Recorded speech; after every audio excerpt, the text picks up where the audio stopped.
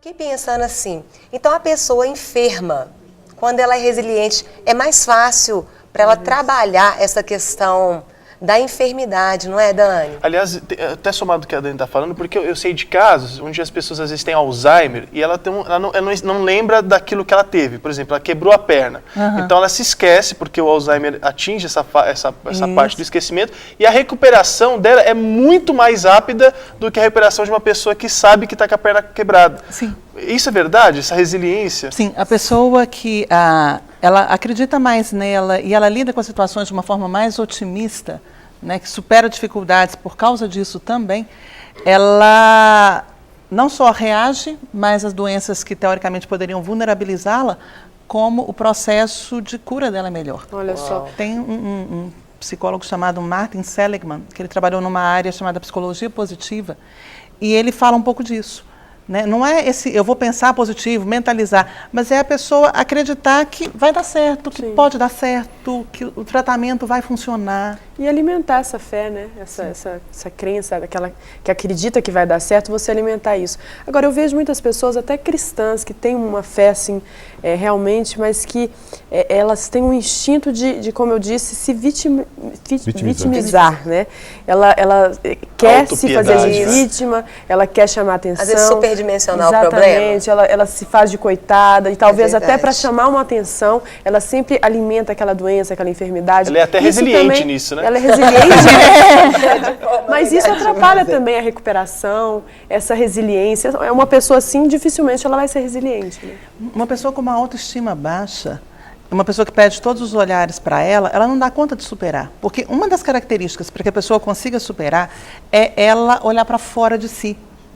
Então, uma pessoa resiliente é uma pessoa solidária, é uma pessoa que tem essa ideia de coletividade, que se preocupa com o grupo. Ela não olha só para o umbigo dela. Sim. Ela não está focada nela, ó céus, ó terra, ó azar. Ela não está chorando o leite derramado, não está chorando o passado. Ela está avançando. Eu me lembro, às vezes a gente comenta com alunos, eu brinco e falo, tem gente que está com 50 anos e está chorando porque caiu da laje quando tinha 6. Quando eu tinha 6 anos eu caí da laje, porque eu caí da laje, eu não pude ir para a escola, eu não pude estudar, é porque eu não pude estudar, eu não tive condições de um trabalho legal. E aí fica chorando o passado o tempo inteiro. Quando a gente fala em resiliência, a gente fala de avançar. Por exemplo, esses estudos começaram no Havaí. Durante 40 anos, teve um grupo de psicólogas que acompanhou crianças que eram filhas de pais alcoólatras, crianças pobres em regiões de alta vulnerabilidade, algumas tinham deficiência física, e 72 dessas crianças não tiveram nenhum problema de aprendizagem e nem de comportamento. Ou seja... Então eles disseram, tem tudo, teoricamente tem tudo para dar errado, porque o ser humano é fruto do meio, e aí o pessoal falou, peraí, alguma coisa fez com que essas crianças reagissem, não tivessem nem problema de aprendizagem, nem de comportamento. E aí falaram que tem fatores internos e externos também. Interessante que a Bíblia diz que tem de bom ânimo, né? Que eu venci muitas aflições, tem de bom ânimo. E a Bíblia também fala, se no dia da angústia, se você se fizer fraco, né, então você será fraco. Né? Sim, exatamente. Então é interessante essa motivação interna. Então a falta de perdão é um fator minante para a resiliência, né? Sim, com certeza. Sim. Eu vejo que isso também o pau que nasce torto não morre torto. Não morre torto. Nesse caso, Jesus é o carpinteiro, né? Claro. Porque nessa situação aí onde ele veio, né? Isso pode ser hereditário, Dani? Essa questão do sofrimento, dessa... Uma tendência, né? Porque nesse caso aí não foi, né? Mas será que pode ter? A gente sempre percebe que houve em algum momento alguém que entrou na vida dessa criança Influência. E influenciou. Tá. E acreditou, e encorajou. Isso pode ser um professor, pode ser um vizinho, pode ser um colega, um tio. Mentor, alguém né? entrou. Pode motivar, mas também alguém pode, com uma palavra, alguma atitude também te ofuscar. Ferir a pessoa. Não. Não. Aí é que tá.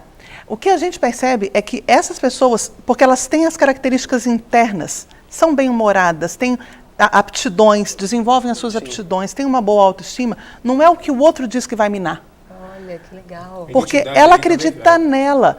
Sabe aquelas pessoas que todo mundo olha para ela e fala assim, bobagem, ele fala assim, olha, eu vou estudar na Universidade X, top de linha. Autoestima. Sim. Autoestima, um bom humor, aptidões e competências. Quando a gente está falando desses temas, eu só aproveitar que a gente até está com a lidezinha aqui, ó. Dinamismo, força e bom humor são características das pessoas resilientes, certo? Sim. Agora, essas pessoas que não têm isso, gente, que tipo assim, que estão em casa, que agora falam, meu Deus do céu, eu não sou resiliente nem aqui nem na China. Como desenvolver? Não desenvolveu, tá uma estima baixíssima, tá sem humor algum, sem motivação, a depressão lá. Como é que faz, doutora? Até mesmo depois os pastores podem falar, nessa união igreja com psicologia, para que a pessoa reagir, ver que tem valor, como é que acontece? Então, as instituições, elas são muito positivas. Então, a igreja é uma instituição muito positiva, porque ela traz esse senso de pertencimento. Então, você está se sentindo sozinho, procure um grupo. E aí você vai procurar os jovens adultos. Vamos lá para recebê-los. Se entrose, busque desenvolver alguma competência. Eu não sei fazer nada. Não é possível que você não saiba fazer nada. Então, alguma coisa você sabe fazer. Então, procure pessoas, desenvolva suas habilidades, se reúna em grupos, desenvolva laços de intimidade com alguém, participe de ações solidárias. Porque às vezes eu estou achando que eu não funciono bem, mas eu vou participar de uma ação solidária. Nossa, isso que você falou, doutora. Seja voluntário, né? Voluntário. Sim, voluntariado. Isso faz a gente criar raiz, né? Exato. E isso faz tão bem, né, também, a gente ajudar o próximo. Meu pai falava bem assim, filho, você está reclamando muito da vida, vai visitar um asilo, vai? Vai visitar um leprosário, você está precisando ir nesses lugares para você ver o que é a vida de verdade. Porque às vezes a gente está num cenário, né, gente, que a gente está, sem humor, mas quando a gente olha para a realidade, fala, meu Deus, olha o que eu tenho. Isso tem muito a ver com o que ela falou, a questão da pessoa se olhar muito para o seu próprio umbigo.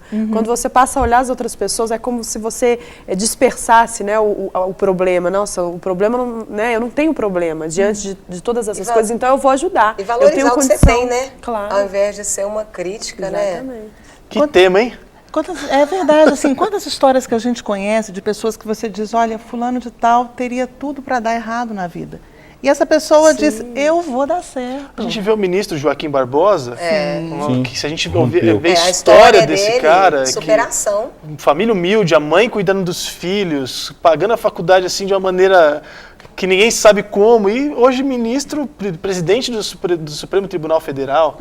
Então, isso é resiliência, né? Por exemplo, a própria presidente Dilma, quer dizer, ela foi torturada, e aquela questão, peraí, não, eu vou dar conta, eu vou conseguir, eu vou... E estudou, e é uma pensadora, uma economista, venceu o câncer. O próprio preconceito de não, é mulher, não, mulheres no poder, por que não mulheres no poder? Sim. Agora, Dani, com essa questão da rede social, a gente percebe que a pessoa fica menos afetiva. Sim. Né? Esse distanciamento do mais próximo, né? Isso pode afetar certamente a resiliência, com certeza, né? Com certeza, Leozão, porque eu começo a olhar só para mim. Eu estou preocupado, como é que eu vou aparecer na fita? Como é que eu vou ficar bem na fita? Eu estou dando um sorriso adequado, eu estou me relacionando com pessoas adequadas, eu estou falando de mim, e aí eu como isso, eu fui nesse lugar, eu vesti isso, eu vesti aquilo. Eu não estou preocupada com o outro, eu estou centrando só em mim. E acaba que a gente fica mais superficial também. Com certeza. Falou tudo. Tem que tomar cuidado, né? Para não entrar nessa. Eu acho que o cristão, na essência, então, se a gente pode definir isso, principalmente o jovem adulto, se ele quer ser um cristão autêntico, ele precisa ser resiliente na questão até do vencer o pecado, né? Com certeza. Porque, na minha opinião, então, a gente pode definir o fruto do Espírito como pura resiliência. Ou não, porque domínio próprio, alegria, paz, você vai ver todas as coisas humor entra aí, né, na alegria. Que vai te fazer uma pessoa completamente resiliente. Ou seja, Deus é perfeito, mesmo. Deus Deus é resiliente com a gente. Com certeza. Para você que ser ou continuar ou permanecer resiliente, é preciso de atitude. É preciso de atitude e desse ambiente.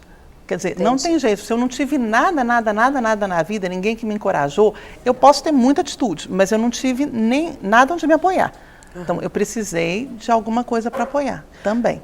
Porque senão, Carol, a gente vai entrar na autoajuda. Isso eu ia perguntar se a autoajuda, essa leitura, ajuda na resiliência. Só que antes da gente